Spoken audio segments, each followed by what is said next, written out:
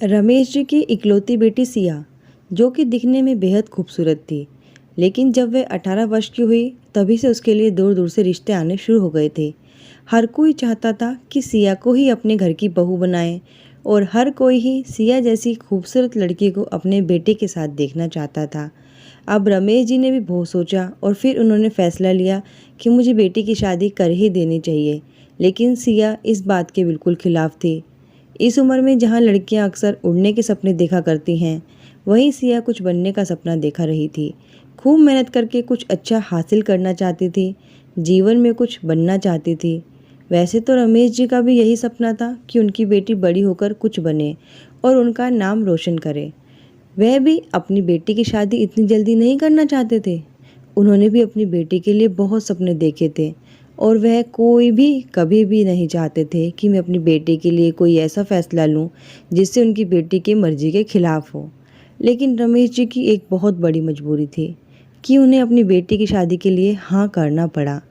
सिया के पापा को अंदर ही अंदर पता नहीं कौन सा डर या चिंता खाए जा रही थी कि वह सिया की शादी में इतनी जल्दी मचा रहे थे। अब सिया भी नहीं समझ पा रही थी कि आखिर पापा को हुआ क्या है। वह पापा जो मुझसे पूछे बिना तक खाना नहीं खाते, आज मुझसे पूछे बिना मेरी शादी तय कर दी, और वह भी इतनी जल्दी। मुझे आज तक समझ में नहीं आया पापा, आपकी ऐसी कौन सी मजबूरी है कि आपने मेरे बारे में एक बार भी नहीं सोचा और मेरी शादी मुझसे पूछे बिना तय कर दी। लेकिन सिया के पापा वह तो खामोश थे और सिया ने उन पे सवाल किए जा रहे थे। सिया ने अपनी मम्मी से भी कई बार पूछा कि ऐसा क्या कारण है कि पापा मेरी बड़ी मजबूरी है कहकर मेरी शादी तय कर रहे हैं। अब सिया की उम्र भले ही 18 वर्ष रही हो, लेकिन वह बहुत समझदार लड़की थी। अब तक वह यह तो समझ चुकी थी कि अगर मैं यहीं रोने धोने में लगी रही तो पक्का मेरी शादी हो जानी है। मुझे कुछ ना कुछ ऐसा करना पड़ेगा कि इन्हें अपना फैसला भी बदलना पड़े और मुझे अपनी मजबूरी के बारे में भी बताना पड़े, ताकि मैं इनका समस्या का हल तो कर पाऊँ। भला छोटी उम्र में शादी करना कौन सी समस्या का हल होता है, यह तो कोई बात नहीं है। और आज अगर मैंने इस बात का विरोध नहीं किया तो कल मैं किसके लिए लड़ूंगी, और क्या फ़ायदा होगा मेरा पढ़ लिख कर एक अच्छे मुकाम पर पहुंचने के सपने देखने का। आज पूरे 3 दिन हो गए थे, सिया ने खाना तक न खाया था। वह किसी से बात भी नहीं कर रही थी, सिर्फ अपने कमरे में बैठी थी। सिया के वह पिताजी जो सिया की इच्छा पूरी करने के लिए धरती आसमान एक कर देते थे, आज चुपचाप बैठे थे।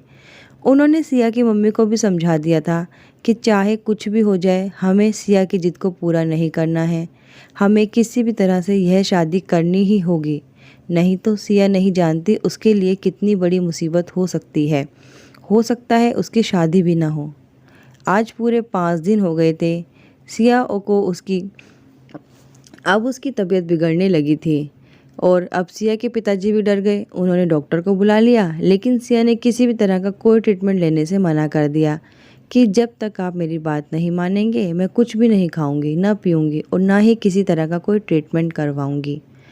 मैं भी आपकी ही बेटी हूँ और आपकी तरह पक्की जिद्दी हूँ।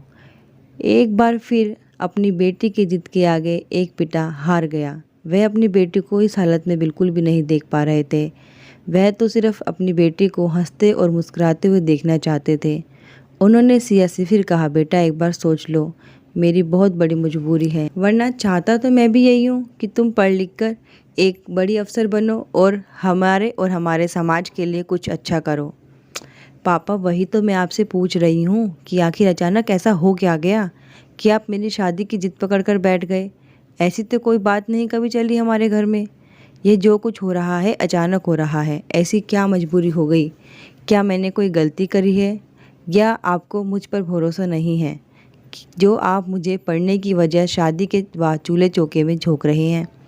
आज तो आपको बताना ही होगा कि आखिर आपकी ऐसी कौन सी मजबूरी हो गई कि आपने इतना बड़ा फैसला ले लिया।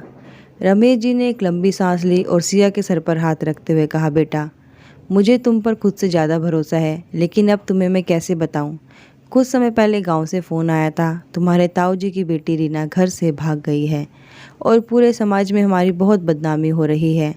अगर इस बात का पता यहाँ सबको चला तो हमारे लिए तुम्हारी शादी कराना बहुत मुश्किल हो जाएगा, और इससे पहले कि यह बात यहाँ तक फैले, मैं तुम्हारी शादी पर आँच आए, मैं तुम्हारी शादी करवाना चाहता हूँ। और तुम्हारे ताऊजी की छोटी बेटी कल्पना भी, वह भी तुम्हारे साथ शादी करके उसी घर में जाएगी। लड़के के पिताजी ने शर्त रखी थी कि अगर वह तुम्हारी शादी उनके बड़े बेटे से कर दे तभी वह कल्पना की शादी अपने छोटे बेटे से करेंगे, क्योंकि एक भागी हुई लड़की की बहन का कोई अपने घर की बहू नहीं बनाता।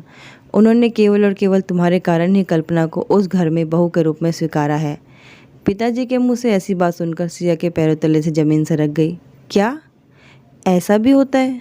जब गलती किसी और की हो तो उसकी सज़ा मुझे या कल्पना को क्यों मिले? और कल्पना, वह तो मुझसे भी उम्र में बहुत छोटी है, शायद 14 या 15 वर्ष की होगी। यह सब क्या हो रहा है मेरे और कल्पना के साथ? सोच सोचकर सिया का सर चकरा रहा था। सिया को समझ नहीं आ रहा था कि उनके घर की सबसे सीधी लड़की रीना अपने घर से भाग कैसे सकती है। या तो कोई उसे बहला फुसलाकर ले गया होगा या शायद बात कुछ और ही होगी। सिया ने पिताजी से भी कई बार पूछा कि रीना कहाँ गई है और किसके साथ गई है, लेकिन उनका केवल एक ही जवाब था, जब घर से भाग गई तो हमारे लिए जिए या मरे, हमें उसके बारे में जानकर कुछ नहीं करना। अब तो सिया को अपने और कल्पना के साथ रीना की भी फिक्र होने लगी थी। किसी अनहोनी की सोच सोचकर उसका दिल धड़के जा रहा था। दोस्तों, क्या आपको सच में लगता है कि रीना भाग गई है या उसके साथ कोई साजिश रच गई है, या फिर साजिश का शिकार खुद सिया हो रही है? जानने के लिए देखिए इस इंटरेस्टिंग कहानी का अगला पार्ट ज़रूर, और प्लीज़ जाने से पहले हमारे चैनल को सब्सक्राइब कर दीजिए ताकि अगले भाग का नोटिफिकेशन आपको सबसे पहले मिल सके। जाते जाते चैनल को लाइक, शेयर, सब्सक्राइब और कमेंट करना बिल्कुल भी ना भूलें।